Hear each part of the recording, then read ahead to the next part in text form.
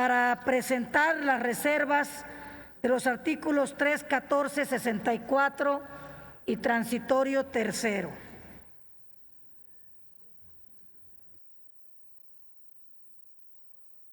Con su permiso, senadora presidenta. El artículo tercero de la Constitución Política de los Estados Unidos Mexicanos establece que toda persona tiene derecho a la educación. El Estado, Federación, Estado, Ciudad de México y municipios impartirá y garantizará la educación inicial, preescolar, primaria, secundaria, media superior y superior. La educación inicial, preescolar, primaria y secundaria conforman la educación básica. Esta y la media superior serán obligatorias. La educación superior lo será en términos de la fracción décima del presente artículo. La educación inicial es un derecho de la niñez y será responsabilidad del Estado concientizar sobre su importancia. Como se puede observar, el precepto constitucional garantiza al ciudadano tener acceso a la educación que será impartida por el Estado. Sin embargo, en el presente dictamen se pretende establecer que la educación superior será considerada como un bien público. De acuerdo con la exposición de motivos del proyecto, se requiere una reforma en que la educación superior, que tenga por postulado proponerse construir una nueva política de Estado educativa distinta, que como punto de partida sea el de sustentar como principio una educación del bien público social y no de tipo comercializable. Estamos de acuerdo en la importancia y los avances que se podrían generar si consideramos a la educación como un bien público. Sin embargo, no podemos hacer una diferenciación normativa y considerar que únicamente la educación superior tenga ese carácter, dejando a un lado el resto de las modalidades de la educación, la inicial, la preescolar, la primaria, la secundaria y la media superior, cuando la Constitución tutela los mismos derechos para el acceso a la educación.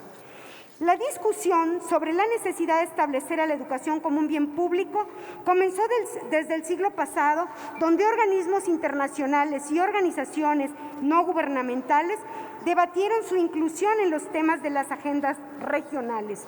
En este sentido, la declaración de Incheon,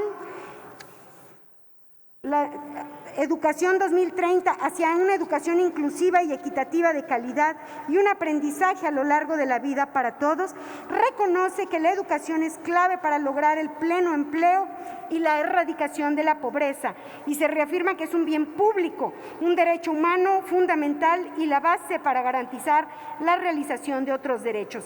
Así, la modificación se tendría que realizar en el marco constitucional y no en esta nueva ley que aprobaremos hoy. De hecho, el pasado 27 de noviembre de este año presenté iniciativa para modificar el artículo tercero de nuestra Carta Magna para reconocer a la educación como un bien público.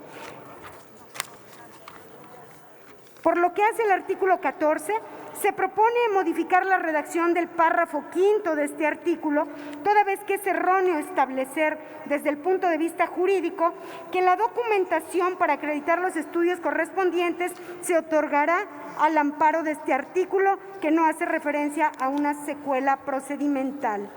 Respecto del párrafo 64, cuarto párrafo del 64. Se propone modificar la propuesta toda vez que el objeto de constituir un fondo tiene como propósito proporcionar recursos adicionales al 1% del Producto Interno Bruto establecido en el artículo 119 de la Ley General de Educación.